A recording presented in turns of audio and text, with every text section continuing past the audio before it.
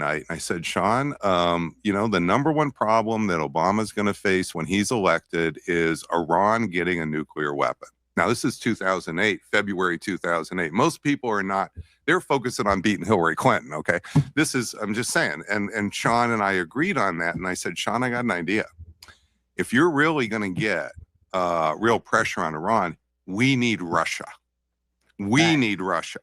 And I'm glad to... I mean, to have one of their top buyers in our back pocket who can really pull some leverage on Iran, yeah, that'd be great. But, well, we're on Russia's bad side. And we're on China's bad side as well. So two of the people that would be like pretty essential to have in our pocket or to have on our side during this war, we don't have. And those are Iran's two biggest buyers, two biggest helpers. They're the ones feeding them satellite imagery.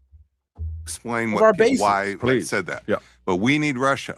And Sean said, well, Bob, I'm on the NATO team. You know, Russia hates our guts. How are we going to do that? And I said, I got an idea. We trade away national missile defense in Eastern Europe, which is basically a not very good system. And I think this would actually move Putin. And Sean said, I'll write the memo. He wrote the memo up the chain. That's what Obama did, 2010. So how did you get the JCPOA in 2015? This is not starting in the story of 2015. Now, it starts in 2008 and it starts in 2010. Wow. You need Russia, and not just Russia saying, well, I won't get involved. You need Russia to be part of the public coalition. Once you bring in the target's military allies, Patrick, now you got leverage and pressure. Right now, we're totally not doing that. Yep. Okay, and well, now they're eating our lunch. But I'm just telling you that you're talking to somebody who has been thinking about these problems for decades, and who has said that, and I've said this even in print in 2008 in the Weekly Standard, the number one problem that Obama's foreign policy is going to face is Iran getting a nuclear weapon, and everything needs to be organized around that. And he did. And he did. Would you consider JCPOA a success? Oh, yes, but it's a success because Russia and China were part. And here's the thing, though. In terms of keeping a watchful eye over Iran's nuclear capabilities, yes, it was a success. Keeping Iran away from a nuke, yes, it was a success. I mean, I guess the only part which you wouldn't call a success is what? I mean, what all of MAGA complains about, sanction relief. And here's the thing, y'all don't even got the sanction relief right. Y'all don't even know that it was sanction relief. A lot of y'all just think that Obama just gave taxpayer dollars to Iran when no, he just gave them their own frozen assets, well, unfrozen assets now. That now they're trying to get back because remember, this is what they pretty much want is sanction relief to pretty much give up their enriched uranium now. So what they want is the Obama deal back again, but Lord knows Trump doesn't want to give it to them. Of it, not because we had some brilliant diplomats and oh yes, our diplomats are just so much better than all the other diplomats. When you're in Washington, you want a job, you know how you get a job, you say you're the best diplomat, everybody else is not. Okay, I'm not looking for that job. Okay, I'm looking to what would you actually Golf, that's a really good point. It's look, Russia is getting their get back right now for what we were doing with them in Ukraine. We drug out Ukraine from them, so it kind of makes sense that Russia would do everything they can to drag out Iran for us. And Iran's a more formidable opponent than Ukraine. The sad reality, Ukraine only got like 27 to 30 million people. Iran got 93 million. Like, bro, it's not even like, come on now. It's not even really fair at a certain point. Like, they're literally helping a bigger threat. Do to solve the problem. And I'm perfectly happy being a professor at the University of Chicago who sits around, thinks about these ideas, comes up with an idea, and then tries to persuade a White House that, you know, this is a better way to go. And I'm not looking to become that person in Washington. And the reason is because most of the time they self-destruct and go up in flames and they end up having a disaster. So look at who end up getting a job. Oh my God. Yeah. Just look at over and over and over again. Post-career, post-job. Almost since the last time we had somebody successful in the West Wing was 1991. Who's that? Oh, Brent Scowcroft. Jim. You know what? Speaking of Ukraine, since people are bringing up in the chat, you know, Ukraine also proves that if you have a nuclear weapon, nobody F's with you. If Ukraine would have kept their nukes, Nobody be effing with Ukraine right now. But since Ukraine don't have nukes, now they're at the mercy of the country that do. Or, well, the major superpower that does, in this case.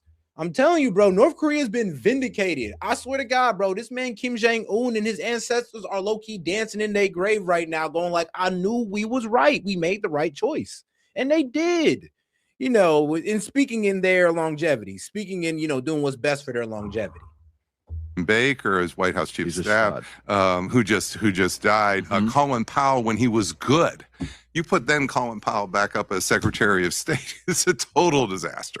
Okay, his reputation goes like that. Yeah, let's bring it to today. So you've been studying this for a while. Again, like your books, suicide bombing. Yeah, you know, you said, you know, analyzing 30 major air campaigns across World War II, Korea, Vietnam, Gulf War, and found that bombing civilian populations and economic infrastructure consistently fails to break an enemy's will. Yeah, that's the targeted big thing. Population. This is the big point. The public doesn't. And thank you. A lot of people don't understand that, you bombing energy infrastructure and civilian infrastructure, you're not going to turn the people against the regime. You're going to turn the people against the people who's bombing them. I mean, it's kind of crazy how people can't understand that and over here deluding themselves, thinking that, well, if we just bomb Iran enough, they'll turn against their people. No, if we bomb Iran enough, they'll take guns from the IRGC to fight us. That's the reality.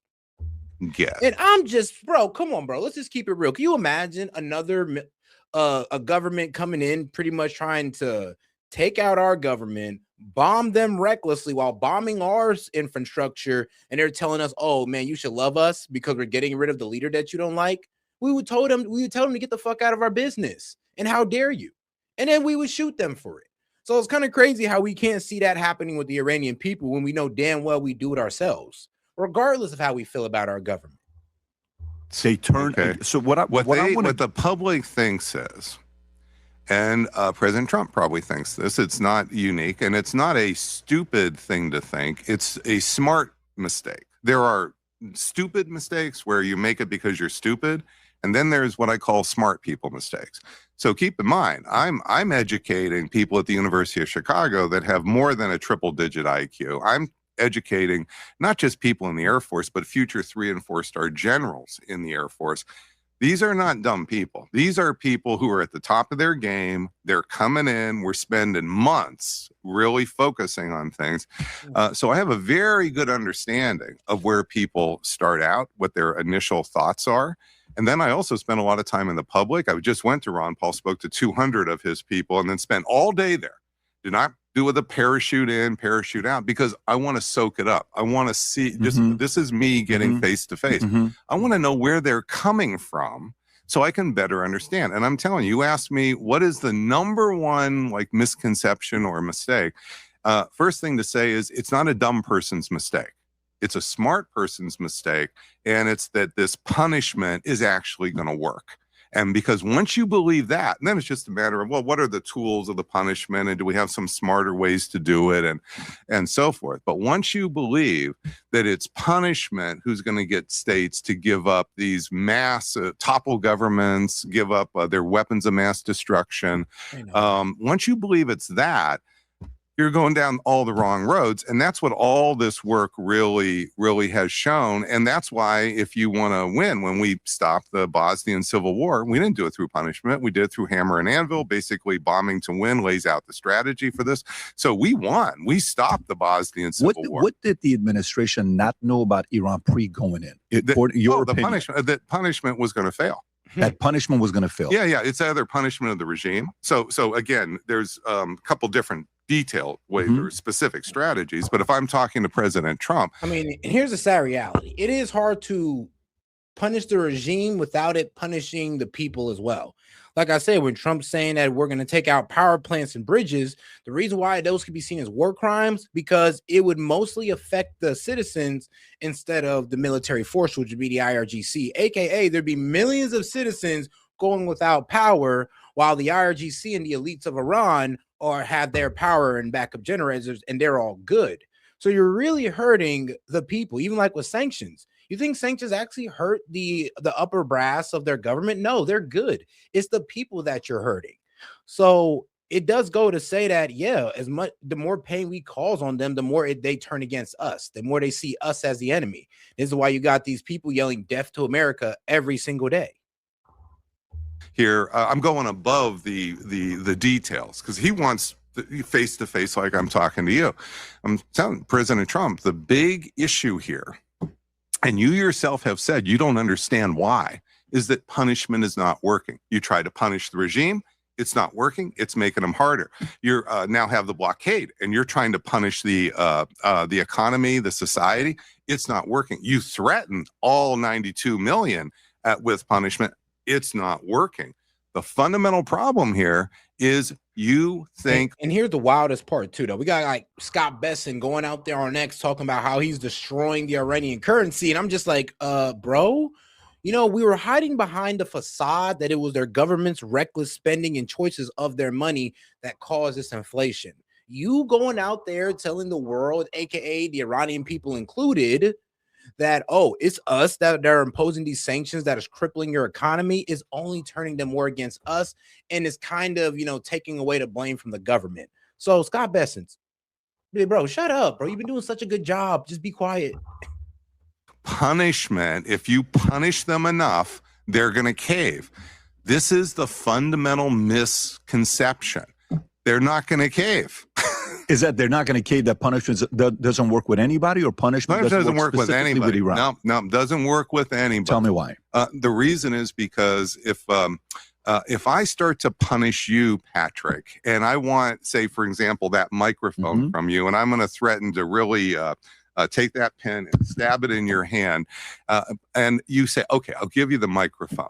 What am I going to do next? I want your computer, or I'm going to do it again. What do I want next? I want the shirt off your back, or I'm going to do it again. What am I going to do next? I want your bank account. What am I going to do next? I want your family.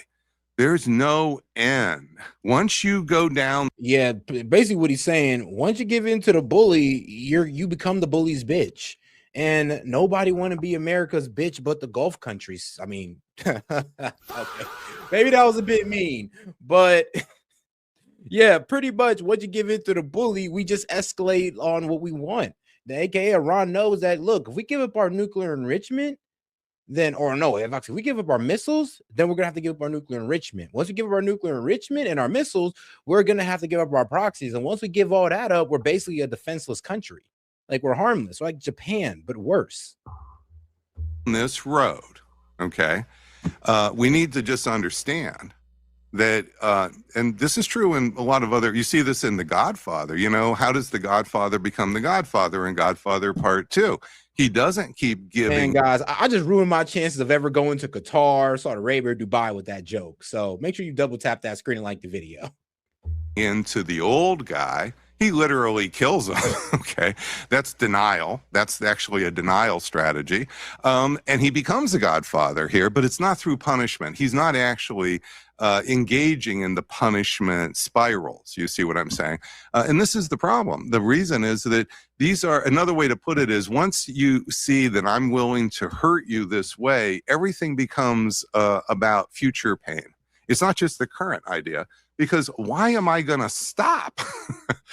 And this is just true in general. So the punishment, now sometimes with the punishment, the other side just stays passive. So it doesn't always have the backlash. But often if they have an opportunity, like once I start to threaten you to take that and threaten to hurt put the pen in your hand, here, what you're going to start to think about is, well, wait a minute. They're going to bring me a cup of coffee. And while I'm looking down, that's when you're going to hit me. You see, because you're lashing back, because you're worried that once I drink that cup of coffee, I'm coming right back at you with more demands, more threats to hurt you bodily. This is just the way it is. So almost like on the playground, you start to give in to the bully, you're his or her forever. You see, you're not just, it's not a... In this case, U.S. is the bully, and Iran is saying, I'm not going to give in to you because I know long-term you're going to get everything from Oh, absolutely. But if you think about... Pretty much, yeah, America, we out here trying to make Iran our bitch, just like we did to the Gulf countries, and Iran's going like, bro, what do I look like? A Sunni monarch, bro? That shit ain't going to run over here this way. We just kind of sitting there a bit appalled, like, how dare you sit there and deny our imperialism? But yes, they are looking at us like, what the hell do we look like? Some Sunni monarchs? No, you're not just going to sit there and make us y'all bitch. And wiring of the people. You have three different types of people: fight, flight, freeze, right? So we've heard that before. So, you know, some are fighters. That's right. Some flight, some freeze. Yes, but within that distribution, it's a distribution that's common across all people. So within that 92 million, okay, let's just say it's a third, a third, a third. Well, that means you've got something like 25 to 30 million who are going to fight. Now, and that's what guys like PBD and well, a lot of these war hawks don't understand is that Iran, bro. Maybe I need to show this again, because a lot of people do not understand the fact of Iran's election and why it's so concerning, you know, to why it's not a good idea to put boots on the ground, and how I know that, guys, if we try to just sell weapons into there, we might actually put it in the hands of the wrong people. And you guys got to understand how Iran's government work. So let's just go to the presidential election, right? So this is the guy that won. And thank God he won, because this is a reformist. And then there's a principalist. So the principalists are the guys that you don't like. You know, they're interchangeably known as the Iranian conservatives, and formerly referred to as the right or right wing, and are one of the two main political camps in post-revolutionary Iran. The reformists are the other camp. All right. So these guys are the guys that's mainly down with the IRGC, down with Islamic law, want all women burqa'd up and all this good stuff. They've chilled out over the years, but these are the main guys that was pushing those wild ass laws. The reformists, where Iran is steadily going, where the youth is steadily going, thank God. Well, these are the guys that are pretty much like the liberals in Iran. They want change. They don't want these harsh ass Islamic laws. They want better relationships with the West. These are the guys that we kind of want on our side. But the problem is that we're not really sure if even these guys would fight with us.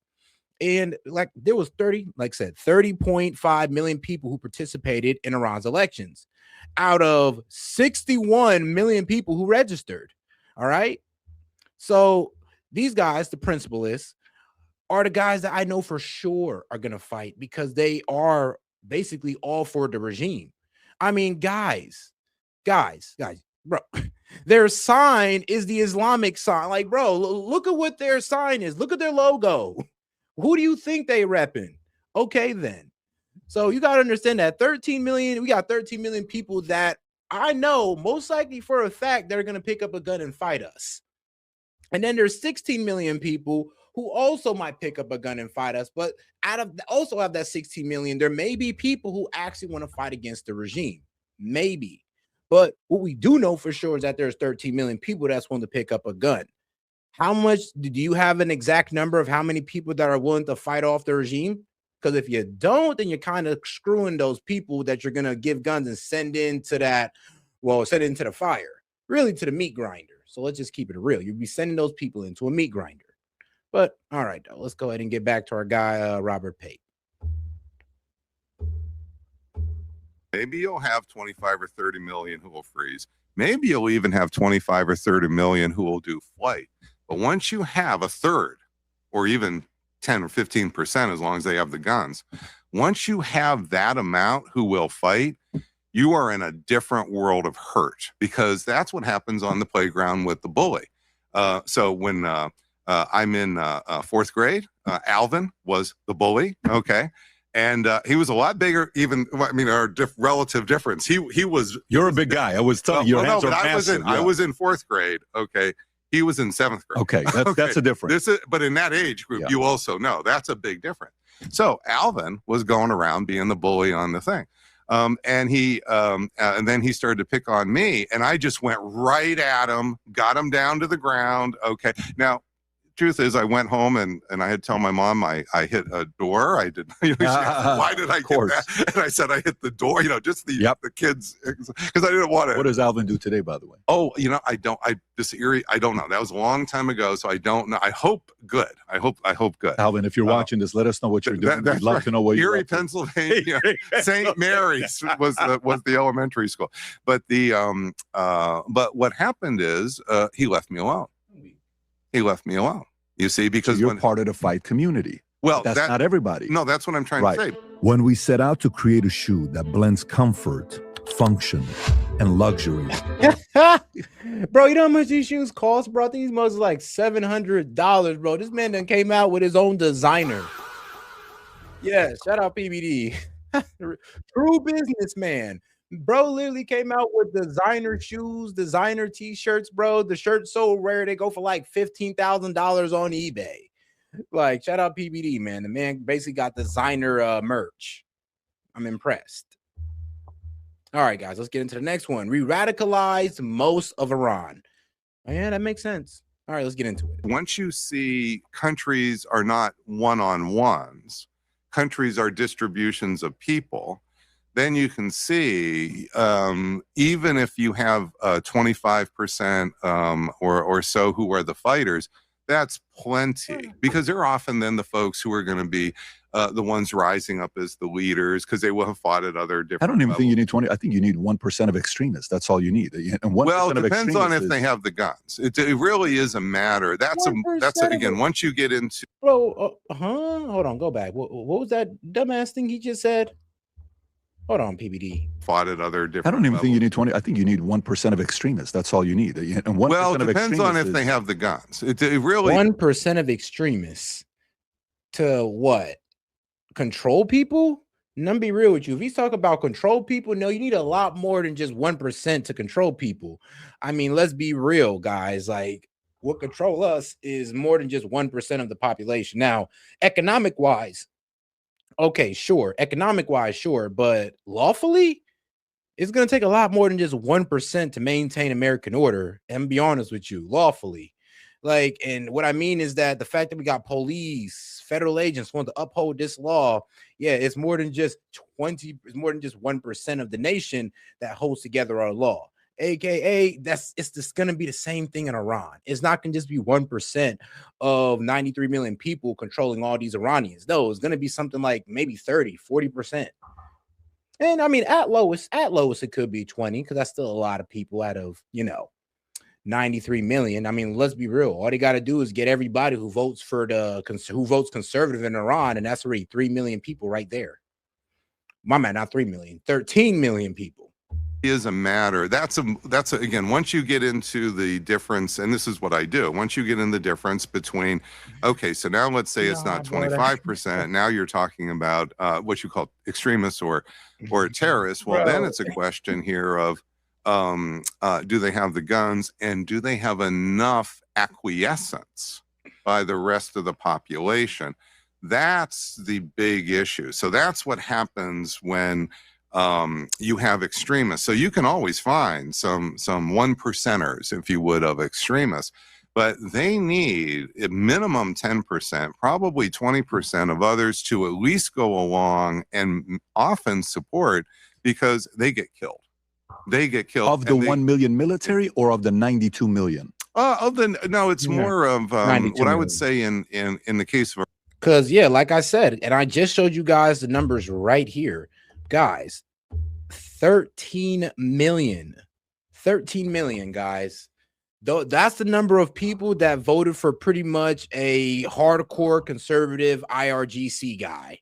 All right, guys, that's 13 million people that we know for sure that voted for, no, we don't want relations with the West. No, we want to have this strict version of Islam. We want our Sharia law, which, I mean, hey, man, teach their own. But these are the people right here that are truly going to fight for Iran. They're the problem. There's 13 million people. And since 16 million is a problem as well. But, I mean, let's be real here. Like, these guys are reformists, and there might be a good amount of people in their group that we can possibly turn to our side. Doesn't mean they'll go be out there shooting in the streets, but these 13 million, they're most likely going to shoot in the streets because they're supporting one of the most extremist regimes in history, according to our government. So come on now, what makes you think that these 13 million people don't got at least 3 million people that's willing to go out there and start shooting at U.S. soldiers? I really think about it here. And this is what PBD fails to understand, because he'll sit there and show you polls that, I mean, once you add all the participants up, you get to like, what, 500,000. But if I could show you 13 million people that voted for probably the most extreme party in Iran, what does that tell you? that you probably shouldn't be listening to what PBD says on that matter, because if we listen to him and you go in there on that information, we're gonna get slaughtered. We're gonna get cooked. And Lord knows we don't want that, right? Right. Iran is well, what we've done is we've radicalized quite a bit of the 92 million at this point. So this is not a case where Iran is just 1%. But what I would say is that let's start with the 25% who are fighters. Once you start to get into this, then you will have with the leadership, you're going to have thousands of extremists who are part of the regime, the revolutionary regime, and that's because the Guardian Council over decades has promoted those kinds of people here for political office.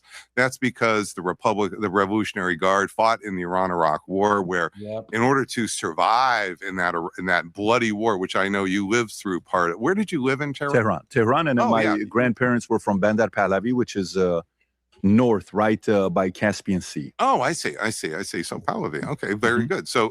But you then Bandar means port. So think Port Pahlavi is where my grandparents, we lived in Tehran 10, 11 years. And then you were, I think I heard, born in 74, if I remember right. 78. 78. So you're just about coming of age, where you would have been paying attention I remember the war with Saddam Hussein. That's what I'm saying. I don't remember the revolution, because the revolution happened in 79. So I was an. I'm agree with you. That war with Saddam Hussein definitely sown hatred for America. Because like I said, these guys are fighting a bloody war that they know we're supporting Saddam on. Actually, we encouraged Saddam to invade Iran.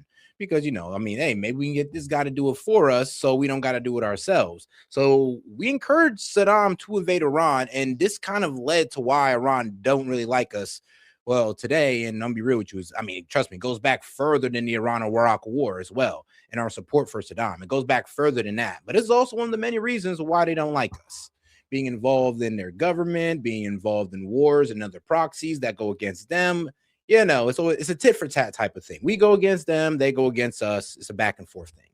I know some people like to paint it as if we've just been a victim for 47 years, but no, we've been the aggressor for probably 57 years.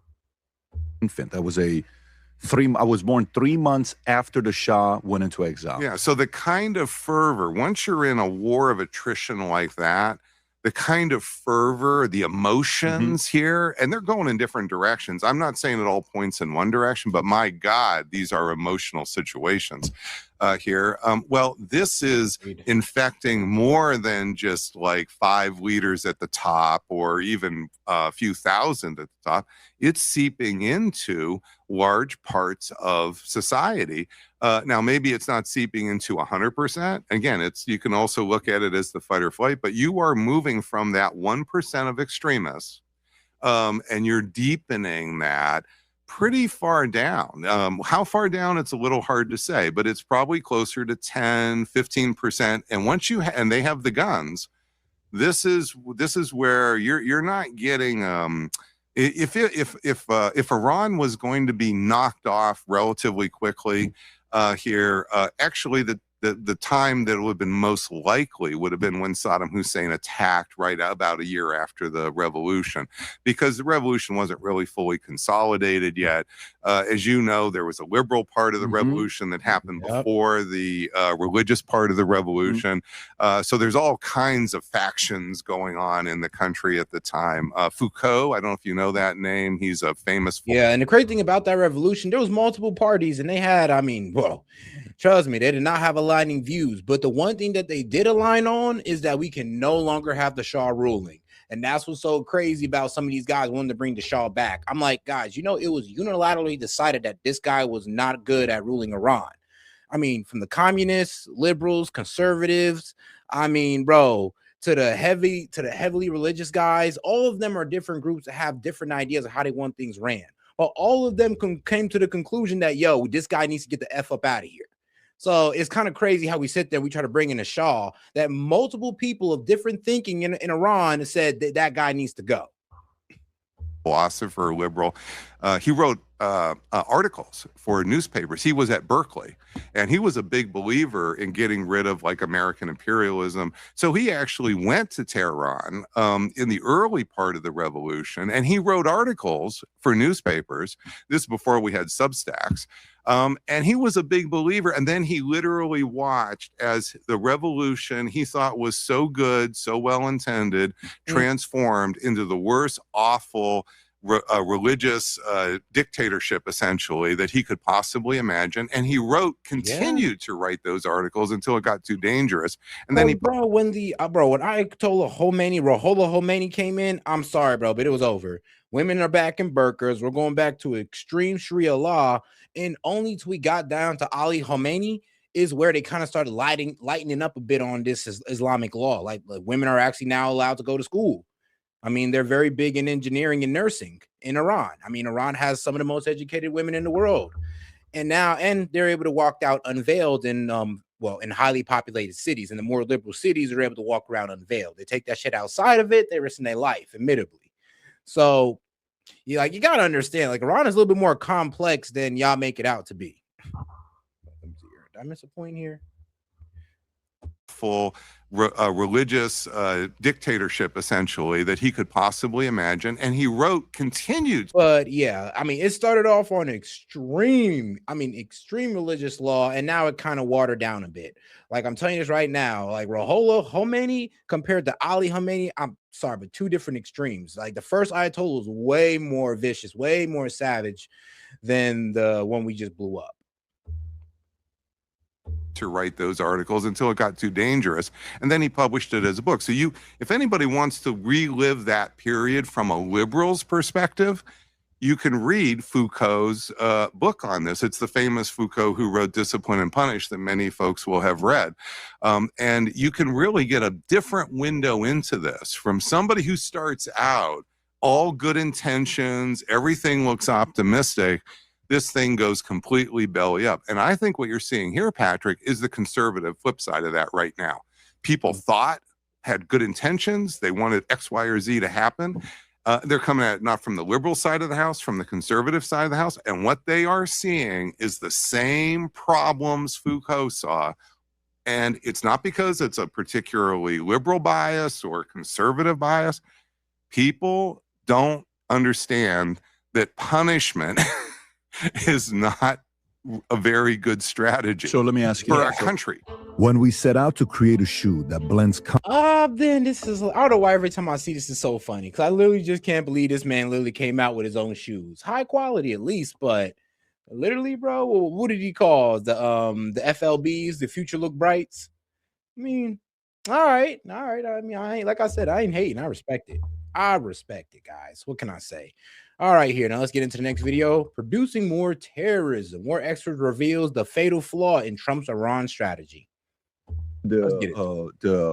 Some people would say the following. Some people would say, Brian, when it comes down to the blockade, right? Yeah. You know, I'm watching Trump the last couple of weeks. He's like, well, with the ceasefire indefinitely is done. Or 2 weeks you have time. And then all of a sudden, they better do a deal. It's not a good idea. They better do a deal. And you're almost wondering now, he's not in a hurry. So either he's not in a hurry because they have no other plans, or he's not in a hurry because he feels the shutting down of the strait, what they've done, the blockade is destroying Iran's economy. 1 million people don't have a job. Another 1 million people are indirectly impacted by it. Prices are up 67%. So people may turn against the regime and say, we're sick and tired of this. We don't have the internet, so we don't know if it's happening or not. But some people may say, the way he's moving, he had King Charles, he seems relaxed, telling jokes, White House correspondence, everybody gets up and runs out. He's still sitting there. He seems so calm, as if they have everything under control. What do you say to those people? Well, a couple things. So first of all, President Trump is in some ways, the greatest politician we've had as president in my lifetime. Now, often people will say Ronald Reagan, others will say Bill Clinton, others will say Barack Obama. And I realize people want their favorites here. It's like fan favorites. They want that. I think Bill was amazing. But what's really important to understand is that President Trump is, if you saw what his demeanor was when he was just had a third assassination attempt, I think this is an even a better example of what I'm about to describe here, is that he has been under personal pressure more than any of those other presidents. So it's true. Ronald Reagan did have Hinckley. So he was, and he, by the way, similar to President Trump, told jokes with the doctors as they were trying to save his life. So just to be clear, so I don't mean to say that there's nobody who had anything like, but President Trump's had that 3 times, and in all 3 of those times, it's really quite stunning. His balance, his poise, his ability to look beyond the moment to what the moment would mean for the future, just unbelievable, unparalleled. Now, others maybe haven't been as tested as much, but he's done this under fire 3 times. And what he did on Saturday night was really quite remarkable in the following way. It wasn't just poise under fire. What he said, which was extremely important, and I'm sorry to say the Democrats did not follow up on this as much, is basically he gave a unity speech. If you go back and listen to when he came to the podium, when after this, he said there was literally love in that room. Just remember that phrase. And what was in that room? The people in that room were not MAGA. This was not, I mean, of course, his cabinet was there. So 90% is not MAGA. 80%. So just imagine, this is a man whose wife could have been killed. So it's him. He could have been killed. If that shooter had just gotten another, say, 20 or 30 feet into that room, they were so packed like sardines in that room. If he had gotten off 5 or 6 shots, you probably every single one of those bullets would probably hit a person, maybe multiple, depending on how this could work. So this was a true near miss experience here, and you can see how panicked the media was, because so if you compare their poise to President Trump. So in this particular case, we need to understand that he really is the most poised individual that we have seen, but not just a matter of poise. He was thinking about the future, and he offered an olive branch in this case. And I have said this publicly on MSNBC, on MS Now, not just I go on Newsmax, I go on MS Now. Oh God, do me a favor and double tap that screen, like the video, guys, and make sure to subscribe to the channel as well, especially if you've been here for a while. Go ahead and hit that icon above and subscribe, and come right on back. Oh, I mean, it's really quite an honor here, Patrick, to be involved in these, and it's because I'm coming at it from what you're seeing here, and the fact is that this would have been a great opportunity for Hakeem Jeffries to have reached out. Now, I don't mean to make concessions. So this is what people are saying. Well, should they make the concession with DHS? We need to get above this a little bit. And that's where President Trump was going. He wasn't on that night. He was, and on the 60 Minutes interview, he was not talking about, I want this particular concession. He was looking forward in big picture way here that presidents do, that leaders do, not that staff do. So staff are going to come at you and say, President Trump, get that deal, get that deal. That's not what he was doing. And I really believe maybe there's still an opening here. I hope this week hasn't closed it off, but you can see how quickly the angry politics, I call it violent populism, is coming back in. And I really believe that's something we need to understand. There was an important olive branch there. And by the way, with President Biden, one of the things I was doing a lot was I was showing the data on our surveys on support for political violence in the United States. And I was making the argument, and and his people did it, and he gave the speeches, that the way his rhetoric had to change. That he gave a famous speech with red behind him called the Philadelphia speech, and I specifically was arguing for a different approach. And then with these assassination attempts, first the Pelosi attempt, which was just before the midterms, and then with the President Trump attempts here twice, and then Kamala Harris, they used different rhetoric. Their rhetoric was not we're right, you're wrong. Their rhetoric was let's bring down the temperature overall. And in our data, what we were tracking with our surveys is it actually was coming down over the fall of 2024. So the rhetoric here was actually moderating, And then you could see the support for political violence literally declining in our surveys, so that when the election happened and the Democrats lost, I wasn't at all surprised we didn't have political violence. A lot of people were saying, where's the violence? Well, by bringing it down, the support for violence. They learned from first term. I mean, there's a bit of what you're saying. Some people may say it's naive, because the first time when he won, they couldn't wait to get rid of him. They created rumors, Russia collusion, every day mainstream, made his life a living hell. And they thought he would never get back in. So when they screwed up with Biden, and then they brought Kamala in, and they didn't choose somebody else, like who's the fellow from Ohio, who's the governor? I always did say, no, there's always those guys say, well, don't you wish you voted for Kamala? No, because Kamala didn't have the common sense to sit there and say, oh, I'm not going to go to war in the Middle East either. No, she said in front of everybody that she's going to go to war with Iran. She said she's going to do whatever it takes to pretty much do regime change in Iran. So when you guys sit there and say, well, would you have voted for Kamala? Hell the fuck no. The reason why I'm going against Trump is because he pretty much lied to us, say he's going to do one thing and did another. There's no way in hell I would have voted for Kamala when she's literally telling us she's going to do exactly what we don't want her to do. Shapiro. You're talking about Josh Shapiro. I think you're from Pennsylvania. Yeah, I'm sorry. Yeah, from Pennsylvania. Yeah. Like if they would have chosen Josh Shapiro, who, maybe would have been a better VP candidate to go, but no, they chose Kamala. Kamala was not qualified. She destroyed the border, all this stuff. The second time around when Trump won, the mainstream media has nothing to say. What are you going to say now? Well, what I'm trying to point out, Patrick, is that you could have had a different outcome that was bottom up. And that did not happen here. And it didn't happen. And I believe part of the reason, you're right, there's another part. I don't mean to say this is just a monocausal outcome. Was you literally did have leaders, and I'm giving credit here to President Biden and some to Kamala Harris, but also if you look at Mike Johnson's rhetoric here during this period of time, this was after the first Trump assassination attempt and after the second, you see it's a much more moderated. Everybody needs to bring down the rhetoric. Comey put 86-47. I mean, the which goes in the other way, which is going in the other direction. Yeah, but they celebrated that. They said, "What's the big deal?" So to me, I mean, a part of the no, that is true though. Now, a lot of us know. I mean, here's the thing: we don't even know if that man actually, sorted those out. We don't know that for a fact, and I wish we did. And 86 could mean remove. It doesn't necessarily mean assassinate. So we also got to be honest about that as well. Because a lot of people are just framing it as if it just has that one meaning when it has multiple meanings. So let's be fair-minded about it. Like, I know. Like, but said obviously they meant to assassinate the man. Well, most likely, but we don't know. So let's not just jump off the cliff with that. Okay, guys? All right. Yet with the word, what's being said, they've been trying to take this guy out for a while. 3 times now. They've tried, Yes. And directly, indirectly, whatever you want to call it. But going back to it. So specifically on the blockade topic, yes. What do you say when some people are saying it's working? He is making progress.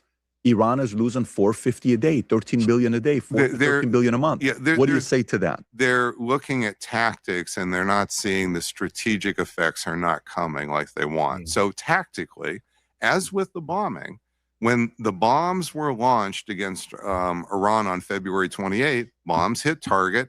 Bombs killed leader. With the blockade, tactically, you have the same thing. In fact, we've turned around something like 40 ships, 38 ships here that was carrying Iran's oil. So tactically, that's a success. If you also look at it tactically from the perspective of we've produced about 1 million unemployed right now in Iran. So that you could say is a tactical success. But look at the Supreme Leader's statement just a few minutes before we came on the show today. Look at what's happening around the world in the last 36 hours, 72 hours. This is a strategic disaster. This is not, these tactical successes are not leading to strategic success. Similar with the bombing. The bombing was tactically successful. In fact, I taught the U.S. Air Force.